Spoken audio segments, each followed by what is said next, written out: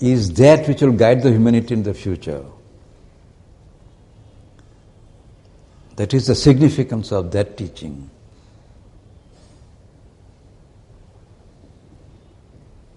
But even while commenting on the Gita, Sri Aurobindo says, it is not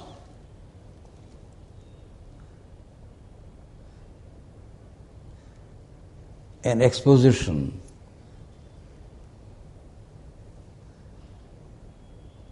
of a solution that we are in search of. It gives the fundamental paths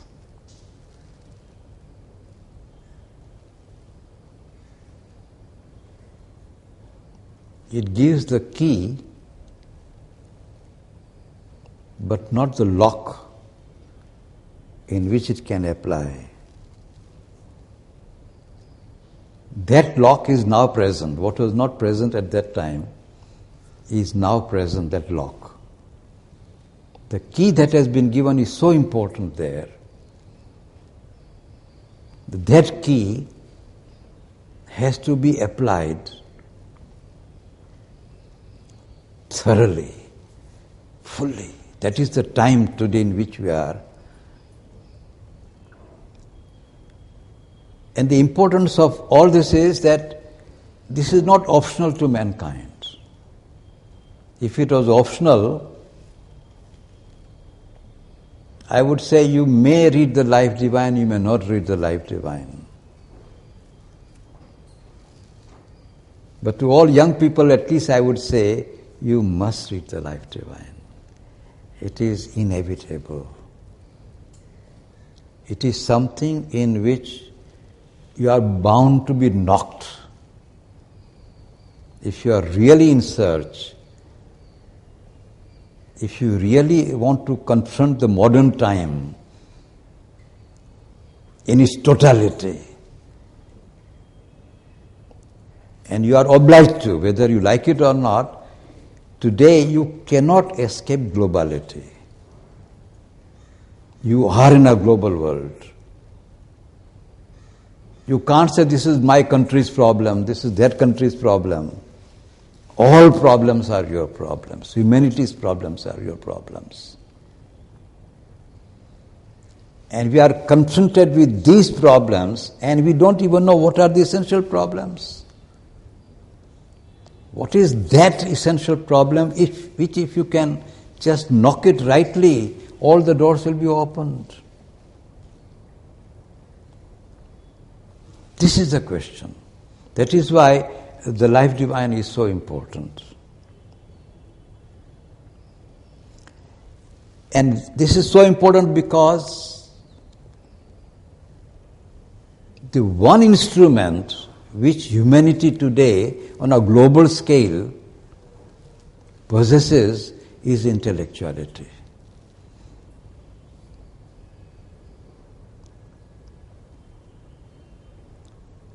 This is the most important fact of modern life. There was a time when physical strength was regarded as the most important element to fight the battles.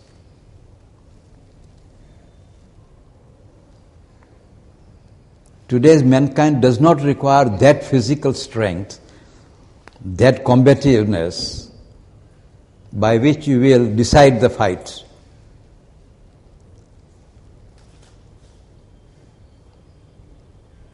It's not decisive force of today. Mankind today has reached a stage where, whether you like it or not, intellectuality is indispensable.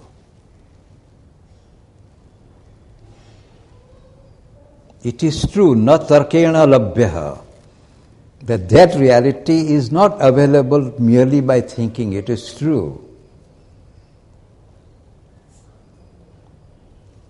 But even that conclusion you have to reach by intellectuality.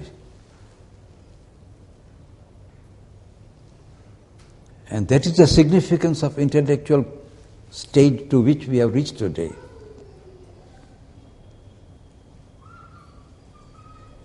we have reached a stage where intellectual development is inevitable.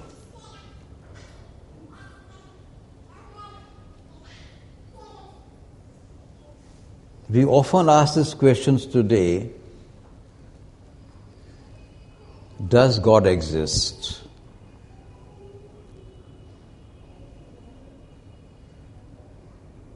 And the rational man of today asks, I want to know it rationally. Can you intellectually show me, prove to me that God exists intellectually? Is there any intellectual demonstration that God exists?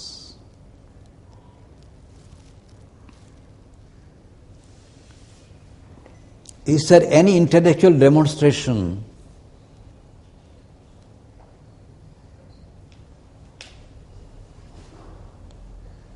that life as it is now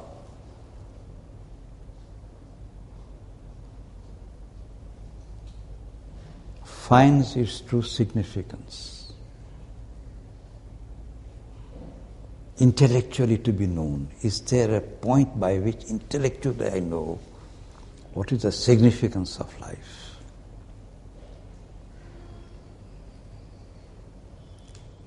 Philosophically can I know it from all points of view?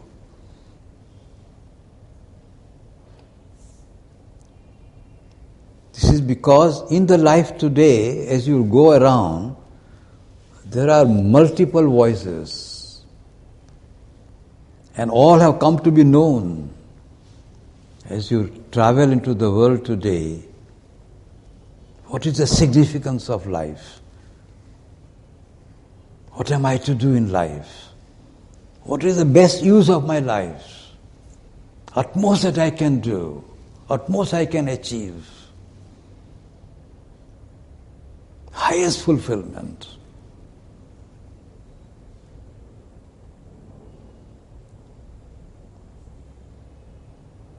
This question has got to be answered intellectually. In the light of all physical and psychological facts, from the point of view totality of all the facts, in search of significance, in search of essential significance, in search of ultimate significance. Is there a book in which this question is answered? This is the life divine. What is it that at the highest level, human endeavor, human life can strive and hope to achieve, and can be achieved, and can be realized, can be fulfilled?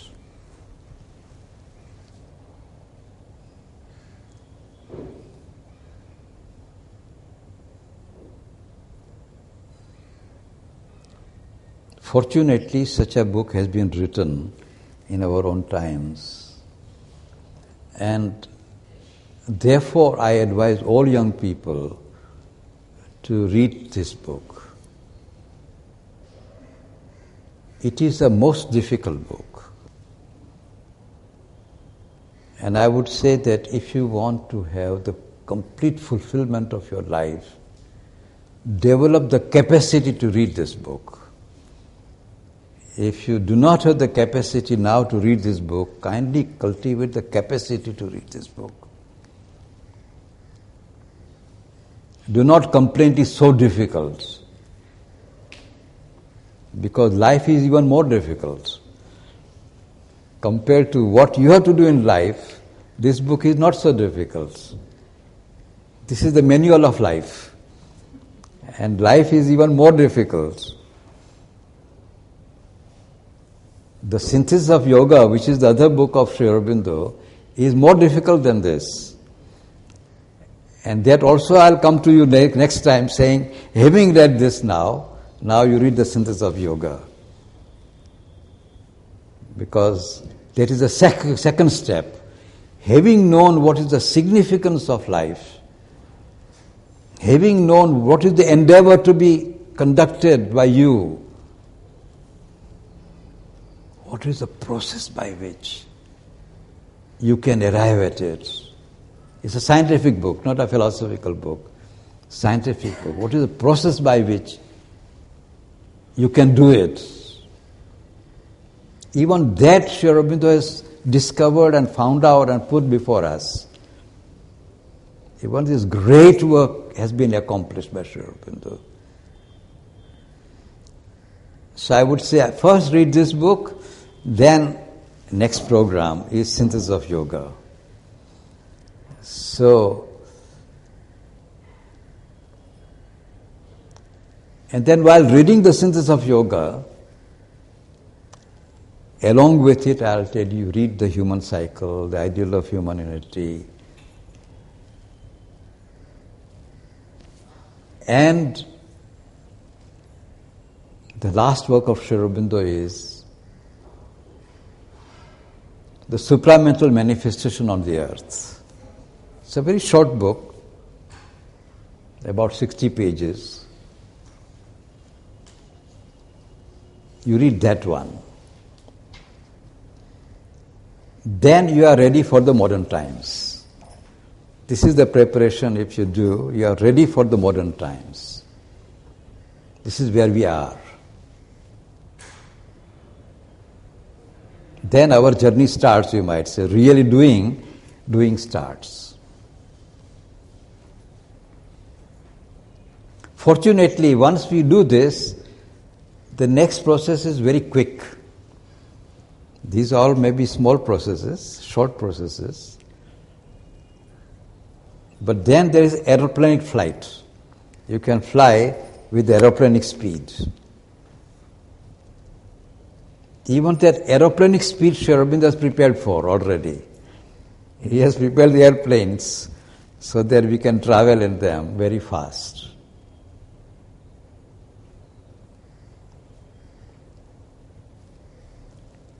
And the preparation of their airplane was done, is also described. That is 13 volumes of the Mother's Agenda. Is the preparation of that airplane. And if you can mount on it, then there is a tremendous speed by which you can travel. And you can be sure that thereafter, every moment of our life is significantly conducted.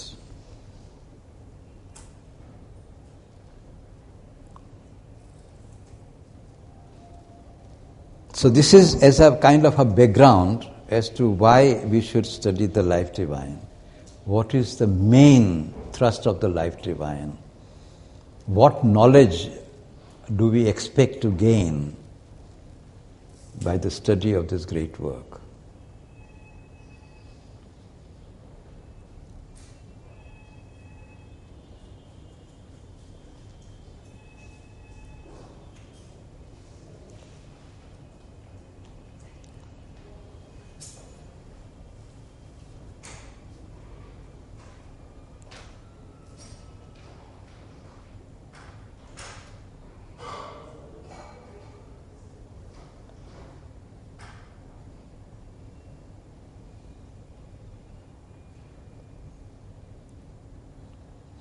What is the best way of learning this book?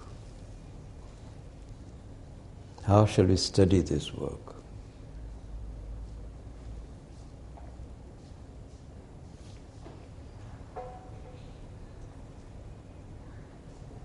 Sri Aurobindo has made our task quite easy.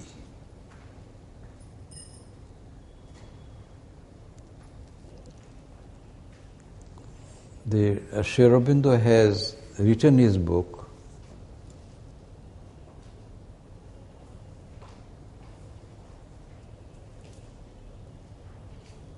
most magnificently.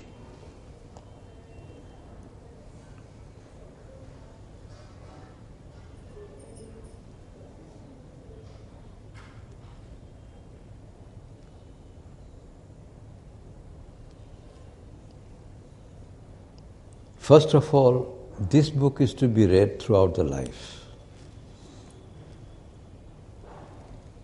So, in a sense, you might say you have all the time.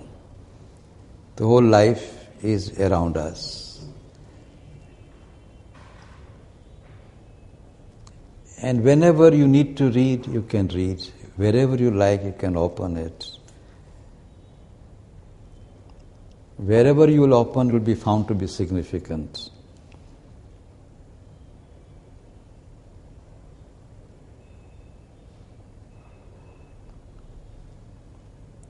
Even systematically, if you want to read, even that is also very, very well done. All the steps are systematically organized.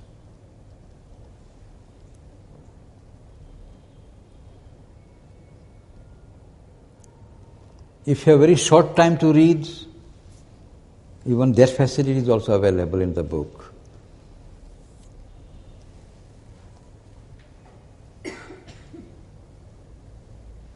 If you have no time at all, just you are about to do something and you want to read,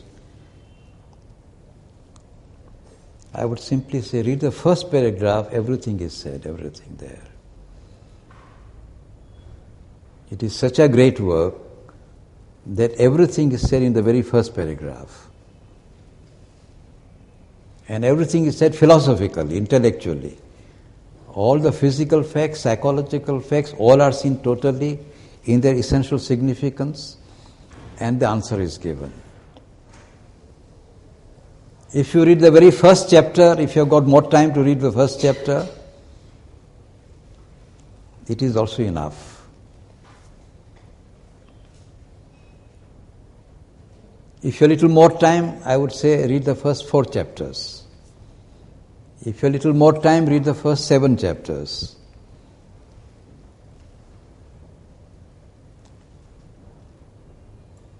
If you have still more time, read the next 3 chapters, 4 chapters. And then, of course, you will find that you will have all the time. Because once you have entered into this field, you will find it is lifelong companion. You cannot leave it. I began when I was 18 years old. Today I am 76. But it has been my lifelong companion. It was a blessed day when I happened to read this book. And therefore, throughout my life, I have told all young people, please read this book. This is extremely important for you, for everyone.